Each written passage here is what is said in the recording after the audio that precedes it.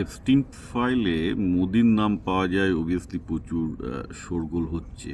আমি এটা নিয়ে কালকে আজকে একটা ভিডিওতে বলেছিলাম যে ভাই, পাওয়ার ব্রোকাররা এরকমই হয়।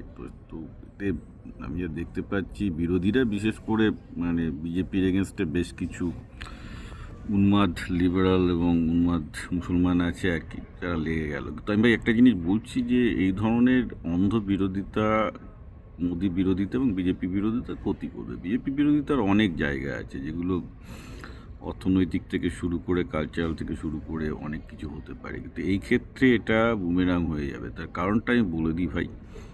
দেখো, এই একটা জিনিস, এটা এপস্টিন ফাইলটার সামনে আসে যেটা হয়েছে কি, যারা পাওয়ার ব্রেক করে, অ্যাকচুয়াল যারা লেটসে দিল্লি ওয়াশিংটনে পাওয়ার ব্রেক করে, তাদের একটা বলতে পারো যে তাদের লন্ড্রিটা, তাদের আন্ডারওয়্যারটা সামনে চলে এসছে। কিন্তু ইন জেনারেল এপস্টিনের জিনিসটা সামনে এসছে বলে এটা ভাবার কোনো কারণ নেই যে দিল্লি বা ডিসিতে বাকি যারা পাওয়ার ব্রোকার করে তারা এপস্টিনের থেকে খুব বেশি বেটার লোক, বা তারা হাফ এপস্টিন নয়। তো এখানে একটা সমস্যা সবাইকে মাথায় খেয়াল রাখতে হবে। সেটা হচ্ছে এই যে এখনও পর্যন্ত যা আমি দেখলাম যে অনিল আম্বানির সাথে অ্যাকচুয়ালি এপস্টিনের সম্পর্ক ছিল। এখন অনিল আম্বানিও ভারতে একজন প্রায় almost convicted criminal, loan defaulter, তার সাথে মানি লন্ডারিং, অনেক কিছুর সাথে তিনি জড়িত। তার কেন সাজা হচ্ছে না, তার সুপার ইনফ্লুয়েন্সিয়াল দাদা আছে বলে সাজা হচ্ছে না, সেগুলো নিয়ে অবভিয়াসলি প্রশ্ন বিরোধীরা তুলতেই পারে। সেক্ষেত্রে প্রশ্ন উঠবে যে আম্বানি ফ্যামিলিকে তো তুলেছেই কংগ্রেসরা, রাইট? প্রধান বিরোধী পার্টি তো আম্বানি ফ্যামিলির একসময় সবচেয়ে বড় ব্যাকার ছিল। তাই বললাম না, আগের দিনই বলেছিলাম যে প্রত্যেকের পেছনে এত গুল লেগে আছে পাওয়ার ব্রেকিংয়ের ক্ষেত্রে, কেউ কিছু বলতে পারে না।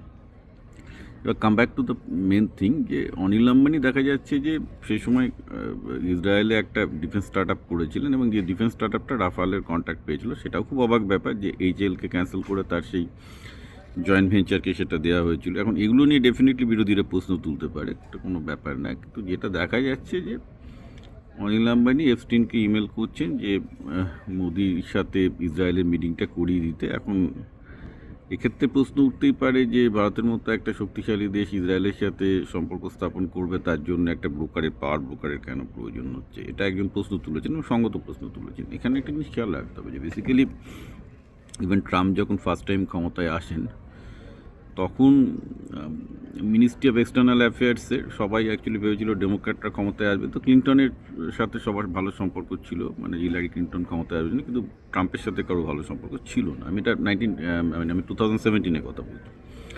সেই সময় আমার একটা জিনিস মনে আছে যে ministry of external affairs was desperate to get inside the Trump cabinet. কারণ একটা মিনিস্ট্রি অফ এক্সটার্নাল অ্যাফেয়ার্সের একটা কাজ যে বেসিক্যালি তাদেরকে তাদের ক্যাবিনেটের মধ্যে ঢুকতে হবে। এখন সেক্ষেত্রে যেহেতু তারা ভেবেছিল যে হিলারি ক্লিন্টন জিতবে, সেহেতু, এবং সেরামই আমেরিকারাও সেরামই ছিল, তারা ভাবতেই পারেনি যে ট্রাম্প জিতবে। ফলে ট্রাম্পের অন্দরমহলে ঢোকার জন্য যে রাস্তাগুলো হতে পারতো সেগুলো তারা খোলেনি। তো তারপর ট্রাম্প জিতে যাওয়ার পর সবাই হই হই করে কী করলে ট্রাম্পের অন্দরমহলে ঢোকা যায় সবাই চেষ্টা করছে। তো অবভিয়াসলি সেই সময় সবাই জানতো যে এপস্টিনের সাথে ট্রাম্পের অত্যন্ত ঘনিষ্ঠ সম্পর্ক আছে।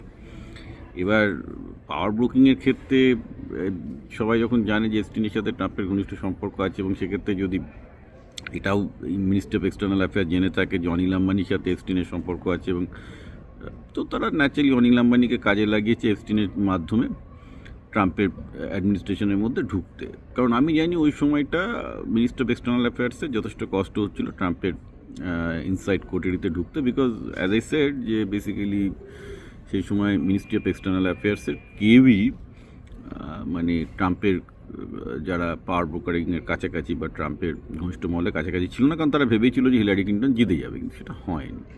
পুরো ঘটনা নিয়ে আমি পড়ার পর যেটা বুঝেছি যে বেসিক্যালি সেই সময় ministry of external affairs they are very desperate to make relationship inside the Trump's thing, এবং যার জন্য এপস্টিনের সাহায্য তাদের নিতে হয়েছে। এবার বেসিক্যালি সবচেয়ে হাস্যকর হয়েছে যে বেসিক্যালি এখানে ইসরায়েলে মোদির নাচ গান করে ইসরায়েলের প্রাইম মিনিস্টারকে সম্পর্ক করার ব্যাপারে, এটা যেটা এপস্টিন যেটা বলেছে, অবভিয়াসলি দ্যাটস এ অ্যালিগোরিক্যাল ল্যাঙ্গুয়েজ, যেটা ইংলিশ থেকে বাংলা করলে যায় সোজা বাংলায় দাঁড়ায়।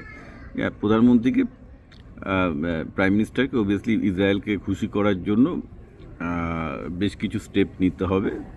এটা ফরেন পলিসিতে সবসময় হয়, যাতে তিনি ট্রাম্পের ক্লোজ সার্কেলে ঢুকতে পারেন। দেখুন, এখানে একটা যেটা ছিল বেসিক্যালি দেখা যাচ্ছে যে অনিল আম্বানি এফটিনকে বলছেন যে কি করে প্রাইম মিনিস্টার মোদি জারেদ কুশনারের সাথে, অর্থাৎ ট্রাম্পের জামাইয়ের সাথে, যিনি সেই সময় সবচেয়ে ইনফ্লুয়েন্সিয়াল ছিলেন ফার্স্ট ট্রাম্প অ্যাডমিনিস্ট্রেশনে, তিনি অ্যাক্সেস পেতে পারেন। তো তখনই এফটিন বলছেন যে জারেদ কুশনারের সাথে, বেসিক্যালি জারেদ কুশনার তো একজন জিউস, যে তার সাথে নেতানিয়াহু অর্থাৎ ইসরায়েলি প্রাইম মিনিস্টারের অত্যন্ত ভালো সম্পর্ক, তুমি ইসরায়েল লবি দিয়ে জায়েদ কুশনারের কাছে তাড়াতাড়ি পৌঁছে যাবে, অতএব তুমি ইসরায়েল লবিকে খুশি করো, তাহলে জায়েদ কুশনারের থ্রু দিয়ে ট্রাম্পের কাছে অ্যাক্সেস পেয়ে যাবে।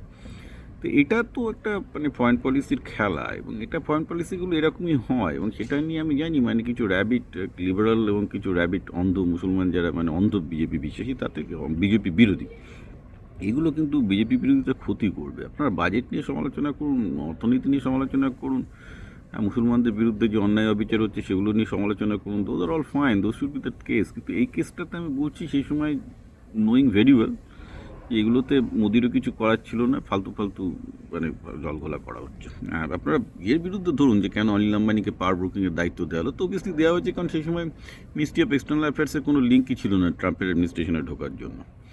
তারা ডেফিনেটলি জানতো যে এফস্টিনের সাথে ট্রাম্পের সম্পর্ক আছে, তো এফস্টিন জানবে যে ট্রাম্পের অন্দরমহলে কী করে ঢোকা যায়, তো এফস্টিন করেছে সেই হেল্পটা, মিটে গেছে গণ্ডগোল। ইট নিয়ে তো কোনো ডিসকাস করার কোনো মানে হয় না।